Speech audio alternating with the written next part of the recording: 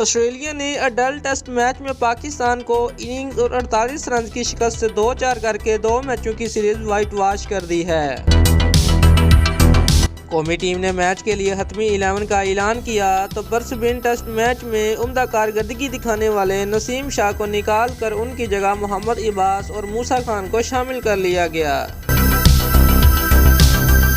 Pakistani शायकीन cricket इस अमर पर हैरत का इजहार तो किया ही, मगर मायानाज साबिक ऑस्ट्रेलियाई कप्तान रिकी पोंटिंग भी अभी तक हैरत ज़दा हैं। रिकी पोंटिंग ने कहा कि मैं अभी तक समझ नहीं पा रहा कि 16 साला नसीम शाह अडल्ट टेस्ट क्यों नहीं खेला, बल्कि उसकी जगह मूसा खान को शामिल कर लिया, जिसने सिर्फ 7 फर्स्ट क्लास मैच खेल रखे हैं और वो टेस्ट मैच के बॉलर भी नहीं लगते।